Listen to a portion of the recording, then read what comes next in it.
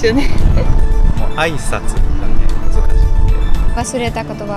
ごめんなさい。あ、まあ、いっかそこは。皆さんこんにちは。こんにちは。こんにちは。リリとスバルです。今日は友達うさぎさんとタコさんとインタビューをさせたいと思います。今日ねお会いしまして、一応ねここが夫婦なんですけど、こちらもロシアの方と結婚された日本人の方ですね。はい。ということで今日大阪で会ってみたので、初めて会いましたけどもインタビューをしたいと思います。はい。一応デザイナーをやってますタクトと申します。YouTube 始めてまだ4ヶ月ぐらいのペイペイなんですけれども、大先輩のYouTuber さんとコラボということで、今日は楽しみにやってきました。モデルでイラストレーターのアクアレールうさぎです。ロシアから来て今日本は、7年目です。ありがとうございます。まず僕が昔からずっと英語を勉強してて、で留学するのが夢だったんですけれども、それがちょっと頓挫してしまって、でも英語をせっかく覚えたのを忘れたくないっていうので、ちょっとその後もずっと勉強し続けるんですけれども、その延長線上でこのうさぎさんと出会ったんですけど、日本語を教えるというよりはコミュニケーションするっていう感じで、それがまず出会いですね。留学で大阪に来てたので、会う以前にやり取りだけはしてて、お互い顔を全く知らなかったんですけれども、どんな人かで会って初めてこういう人かっていうのが分かったっていう、そんな流れです。私、ずっと日本語と日本文化を勉強して、それでもっと日本語が上手くなるように勉強用のアプリを使って、それで知り合いました。次の質問はまずタクトさんに、妻うさぎさんについてどういうところが好きですか？どんな特質が好きですか？結構このおとなしい性格で控えめなところですかね。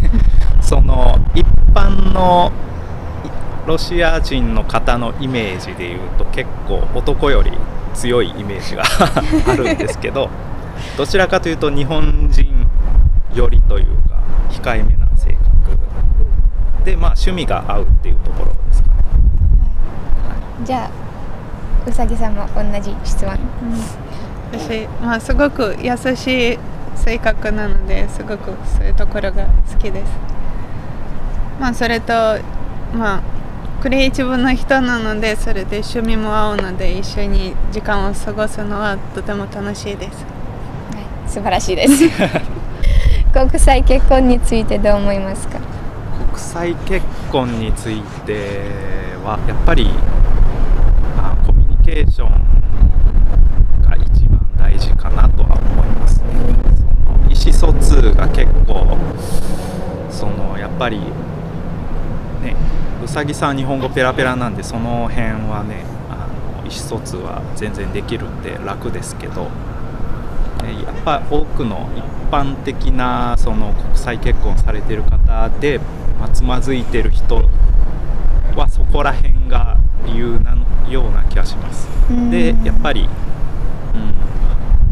コミュニケーションをよく取るっていうのが重要かなと思います。はい、ありがとうございます。国際結婚は面白いところもあれば、難しいところもあります。お互いの国の文化を知り合うのは面白いですけど、家族に会いたいと思ったら結構大変ですね。そういうところ。確かにそうですね。あと家族と話しようとしたら、家族の言葉を分からなかったら通訳しないと、それも話ができないところもあります。ちなみにスバルさんはロシア語ははい、ちなみに、私ロシア語の方喋れませんちょいと勉強したんですけど難しかったですね。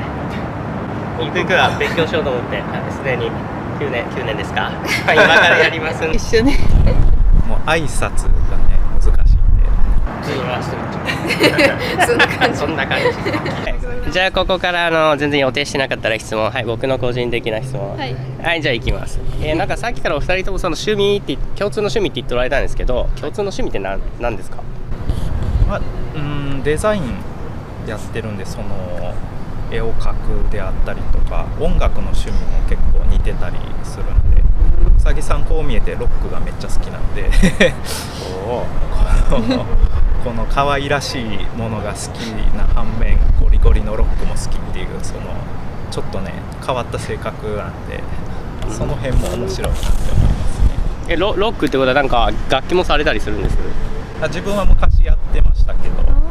私も昔やりました何をやっておられたんですか？私ピアノとギターとベースでもどっちも、まあ、そこまで得意じゃないですけど、ちょっとだけバンドで楽しくやってました。タクは結構ギターは上手です。あと最近は2人で観光しながらイラストそういうスケッチとかを描いたりします。見たことありました。めっちゃうまい。